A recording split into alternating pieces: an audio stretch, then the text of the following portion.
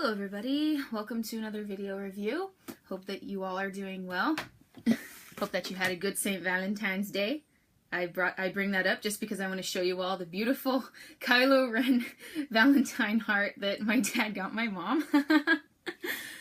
So, speaking of romance, today we are going to be reviewing one of the most depressing and unromantic novels ever, Madame Bovary. Okay, when I say it's not romantic, that's kind of a misnomer, because this actually is a book that has some very romantic parts in it that I thought were really good. But, I guess I'm just thinking about the ending when I say that. Spoilers.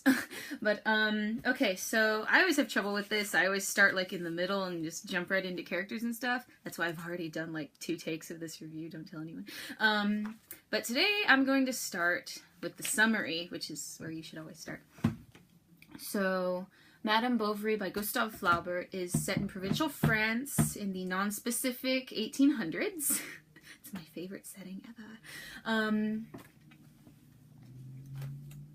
It's about this doctor, this country doctor, who falls in love with the daughter of one of his patients, and they get married, and they're living a normal middle-class life, but it doesn't measure up to what she grew up reading, like romantic novels, and it doesn't measure up to Emma Bovary's idea of what married life should be. So she gets depressed and starts having affairs and stuff, and it's from the genre called realism, which was kind of a reaction to the genre romanticism. Now, I don't really have a problem with that genre romanticism. Like, think of The Count of Monte Cristo. That's a book that's pretty embedded in the romanticism vein, just because it's very full of, you know, crazy stuff like death faking and wild romances and everything. It's very idealistic kind of fiction. Madame Bovary is a reaction to that kind of romantic story. And I guess it was something that kind of annoyed the author a bit, was a lot of the romantic ideas that Emma has. They're things that the author's trying to show us are wrong ideas. So the book gets just a little bit preachy sometimes, but, well, towards the end it gets a little bit preachy, but in the actual story there isn't really any serious smacking in the face with the point. But it's pretty obvious what he's trying to say with his story, you know.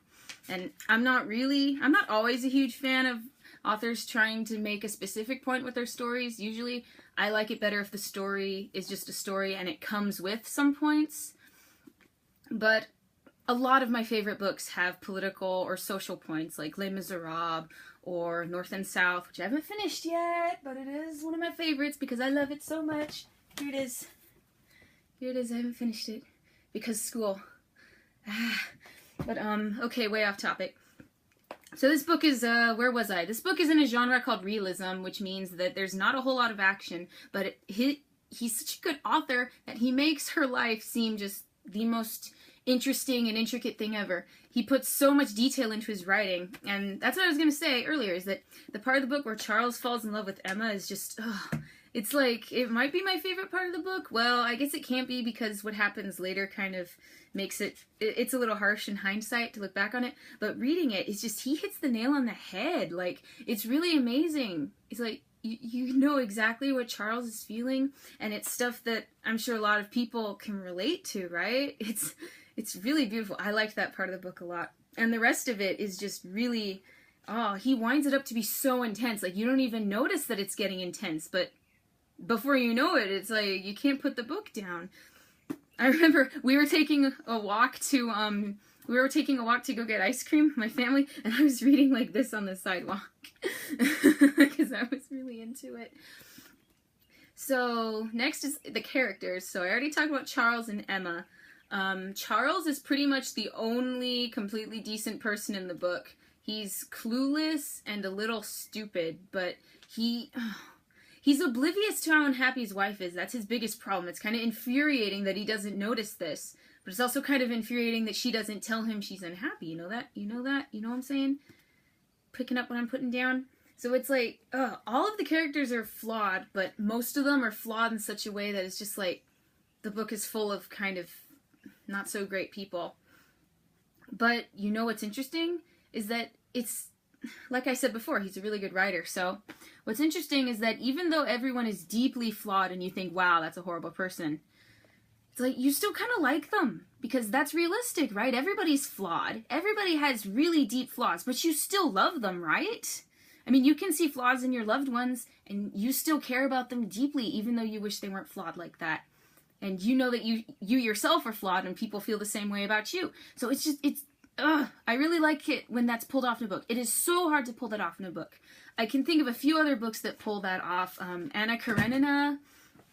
I'm drawing a blank right now. But it's really good when they can pull off flawed people who you still really like and want to see happy, right? Because it's like you feel really bad for Emma, even though she's a terrible mother, you know. She hates her kid, you know, and she's just cheating on her husband a lot, spending all of their money, but you feel really bad for her because you know where her problems come from and why she's unhappy. So it's very interesting, and I really like that about this book, that they're able to make, he's able to create such realistic characters. Not every author can do that. Most of my favorites can, so I guess that's why they're my favorites. But it's a very good, realistic book. The ending hits you pretty hard in the head with the moral of the story, but I think that it's a really good book. Oh yeah, this book, it was controversial, because you know how just now I was saying it kind of smacks you in the face with its moral? Well, and the moral being, you know, don't be, I'm not eloquent today. The moral being, you know, don't be like Emma, right? But critics of the day, and there was even like a trial when this book was published. They tried this book for obscenity or something, and I'm just like, how could anybody read this and think that it was promoting that kind of lifestyle, right? How could anyone read this and think, how could anyone read this and at the end go, yeah, I should cheat on my husband and spend all his money and neglect my kid. That would just be the best thing ever. It's like, I don't even get it. Why someone would even think that? It's like, I know that definitions of obscenity were like different back then, but just because a book has a character behaving immoral does not mean that the book wants you to behave immoral. It's just weird. I don't know why I brought that up. Just an interesting bit of trivia that this book was so controversial back then. Look how hideous my cover is, by the way. And it's really sad. I actually dropped this face down in the mud one day because we've been having some really insane storms. But I read it anyways, even though it's water damage now. So anyways, that's my review. My reviews are always so disjointed. I should probably rehearse my script before I say them, but I'm so short on time, I don't have time to rehearse a script. So I just sit down and ad-lib it the whole time and say what I like and say what I didn't like, and then go on random tangents like the last one. So anyways, I hope you guys liked it. I also hope you enjoy that hockey birthday card that's my brother made for my dad that's hanging back there.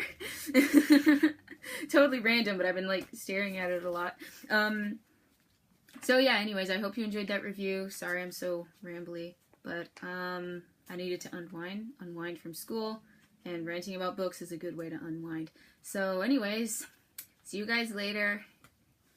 And next up will probably be North and South, but I don't know when I'm going to finish it because, like I said, school. I have to write a 20-page research essay, so that takes up a lot of time. Alright, see you guys later. Bye!